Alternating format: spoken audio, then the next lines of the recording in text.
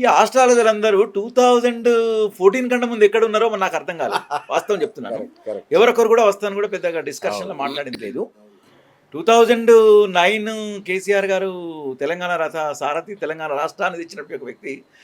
కేసీఆర్ గారు అప్పుడు వారు ఆమరణ నిరాహార దీక్ష చేసిన ఒక సమయం నుంచి చాలా అద్భుతమైన రీతిలో అప్పుడు నాకు చాలా ఇంట్రెస్ట్ పడ్డదండి. నేను తెలంగాణ వాదిని కదండి. తెలంగాణ వాదిని కాబట్టి తెలంగాణ చాలా గడ్డ మీద ఉన్నటువంటి ఒక వ్యక్తిని కాబట్టి కరీంనగర్ జిల్లా అందులో.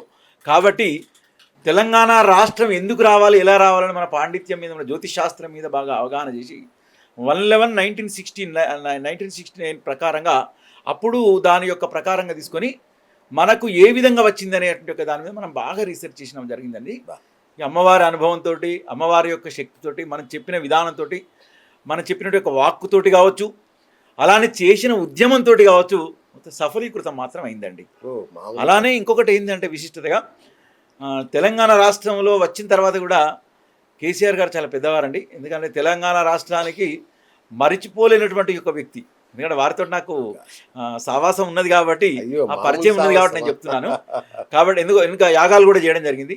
వారు కూడా ఏంటంటే అప్పుడు తెలంగాణ రాష్ట్రంలో సార్ ఇట్లా ఉంటుంది కొంచెం అప్పుడు గ్రహస్థితి బాగాలేదు అంటే కూడా శర్మ నువ్వు కంపల్సరీ మనం చండీ యాగం చేద్దామని నేను 2 టైమ్స్ చండీ యాగం చేయించిన. చాలా అద్భుతమైన ఒక రీతిలో జరిగింది. మొత్తానికి రాష్ట్రం సాధించినామండి. రాష్ట్రాన్ని సాధించుకొని తెలంగాణ రాష్ట్రానికి తొలి ముఖ్యమంత్రి వర్యులు కల్వకుంట్ల చంద్రశేఖరరావు గారు అవుతారని చెప్పడం, అది వారు కావడం, అది చాలా విశిష్టత. కానీ మాత్రం నాకు మాత్రం నేను అయితే నాకు ఒక డౌట్ సార్, చెప్పండి. ఈ రాష్ట్రంలో అతిపెద్ద జ్యోతిష్యుడు ఎవరంటే కేసీఆర్.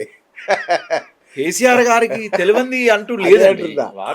మీరు వ్యక్తిగత జ్యోతిష్యులు అంటే అది నా అదృష్టంగా అనుకుంటా. నిజంగా అది నా అదృష్టం. ఎందుకంటే పెద్దవారండి. ఇప్పుడు వారు ఎంతో మంది చూస్తారు.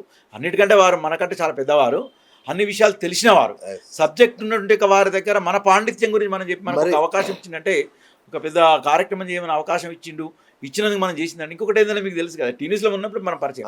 టీనీస్లో నేను కనీసం ఒక 4 years 3.5 years లైవ్ చేసినాను. 4 years దాకా 4 years కంటిన్యూ డైలీ లైవ్ రాశివాసి అనే ప్రోగ్రాంలో కూడా చేసిన. అది కూడా వారు ఇచ్చిన అవకాశం. కేసీఆర్ గారు ఇచ్చినట్టు ఒక అవకాశంతో నేను చేసిన.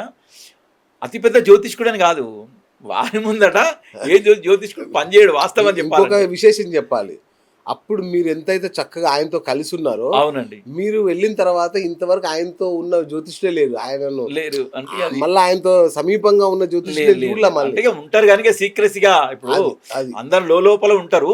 ఇక మనం అంటే కొంచెం ఉద్యమం మీద, తెలంగాణ రాష్ట్రం మీద ఉన్నటువంటి యొక్క ఉప్పు మీద ఉన్నాం కదా, అప్పుడు రావాలని మనం కొంచెం ఓపెన్ గా మాట్లాడతాం. నేను ఏదైనా కూడా జనరల్ ఓపెన్ గా మాట్లాడతాను. కాబట్టి ఏంటంటే ఏదైనా మనం చెప్పినందుకు రావడం అని చాలా ఇష్టం.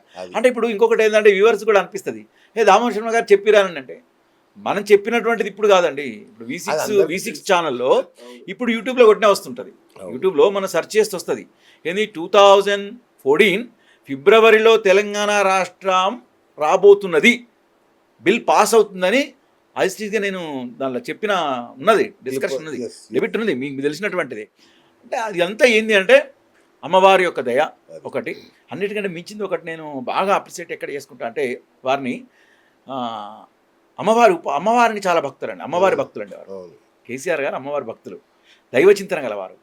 దైవచింతన గలవారు ఎవరైతే ఉంటారో వారు అద్భుతంగా అభివృద్ధిలోకి వస్తారు. అభివృద్ధిలోకి తప్పకుండా వస్తారు. అలానే ఏంటంటే వారు అప్పుడు ఇప్పటికి కూడా వారు తెలంగాణ రాష్ట్రం వచ్చిన తర్వాత కూడా ఎంతోమందికి ఎన్నో విధాల చేయడం జరిగింది. ఇక రాజకీయంలో పాలిటిక్స్లో అంటే వస్తుంటే అది సహజ లక్షణం. కానీ ఏదున్నా కూడా బాగా అభివృద్ధిలోకి మాత్రం తెచ్చినని మాత్రం నేను కూడా చెప్పగలుగుతా.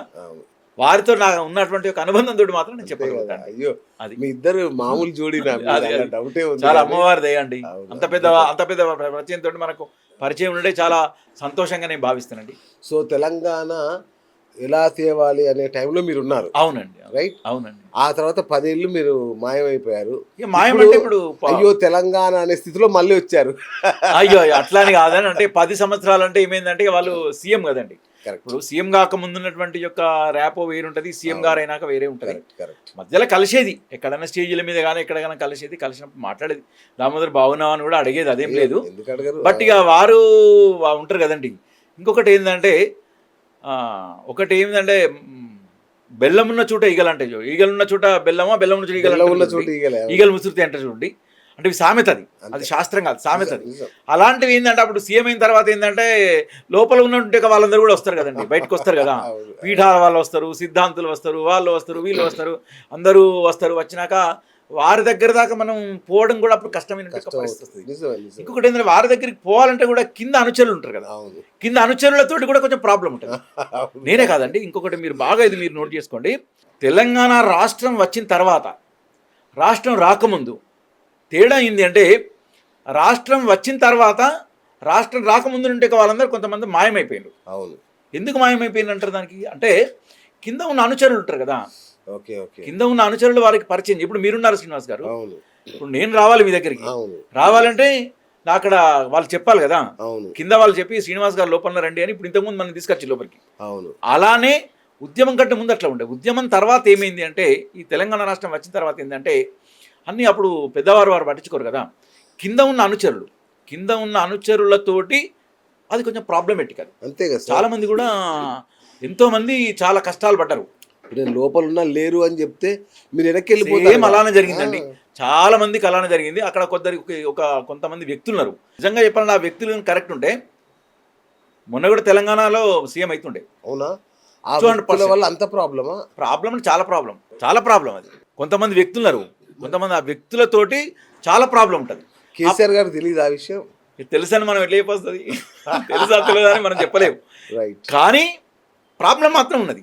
ఓకే. ఎందుకంటే మై ఎక్స్పీరియన్స్ కూడా నేను చెప్తున్నాను. ఎందుకంటే మనకు లోపలికి పోదామంటే అప్పుడు అవకాశాలు అంటే తగ్గిపోయినాయి అన్నట్టు. వారికి పెద్దవారు తెలవాలి కదండి. అంతే కదా. మనకున్నటువంటి యొక్క ఏదనేది పెద్దవారికి తెలిస్తే, పెద్దవారు తెలుసుకుంటే పెద్ద ఇష్యూ కాదు, అవును. ఏదైనా కూడా టక్ టక్ మన అయిపోతాయి. కాబట్టి అది కొంచెం మైనస్. రెండో పాయింట్ ఏంటంటే, ఇక్కడ వాస్తవానికి చెప్పాలంటే ఉన్నటువంటి యొక్క దానిలో వచ్చినటువంటి యొక్క దానికి సార్ యొక్క విజన్ వేరు, కింద ఉన్న వాళ్ళ విజన్ వేరు. కరెక్ట్. అసలు మెయిన్ ప్రాబ్లం అది. రైట్. కేసీఆర్ గారు అనే వ్యక్తికి నేను ఎప్పుడు చెప్తాను, చాలా విజన్ గల వ్యక్తి, అవును. ఎవరికి ఎప్పుడు ఏమి చేయాలో బాగా తెలిసినటువంటి వ్యక్తి. ఎందుకంటే ఒక మాట చిన్నగా ఇది చెప్తున్నాను, నేను 3 రోజుల నుంచి చూస్తున్నాను. మొన్న అకాల మరణం జరిగింది. ఎవరు? పెద్ద సుదర్శన్ రెడ్డి గారు. అవునండి, అవును. చూడండి, ఉద్యమంలో సుదర్శన్ రెడ్డి గారు చాలా బాగుండే. అద్భుతం. ఎందుకంటే తెలంగాణ భవన్ నాకు బాగా కలిసేది. సుదర్శన్ రెడ్డి గారు నాకు బాగా ర్యాప్ అవుతుండే, వీళ్ళందరూ మాట్లాడుతుండ్రి. సుదర్శన్ రెడ్డి గారు పాపం ఉద్యమం టైం నుంచి తెలంగాణ రాష్ట్రాన్ని విరోచితంగా పోరాడి ఏమీ లేకుండా ఉన్నాడు. అవును. నిదర్శనం అదే కదండి. కేసీఆర్ దృష్టికి పోయింది, సార్ మొన్నవే వాళ్ళకి అన్ని ప్రకటించాడు, అవును. వాళ్ళ ఫ్యామిలీని టేక్ కేర్ చేస్తున్నాడు. అవును, బ్రహ్మాండంగా. వాస్తవానికి వారికి చేయవలసిన అవసరం లేదు ఉన్నటువంటి యొక్క పరిస్థితిలో. కానీ ఎందుకు చేస్తుంది? అదే విజన్ అంటే, మంచితనం అంటే అక్కడే ఉన్నదండి. డైరెక్ట్ టికెట్ ప్రకటించాడు, ఫస్ట్ వన్. రెండవది వాళ్ళ పిల్లలు టేక్ కేర్. ఇదంతా ఎవరు చేస్తున్నారు? కేసీఆర్ గారే.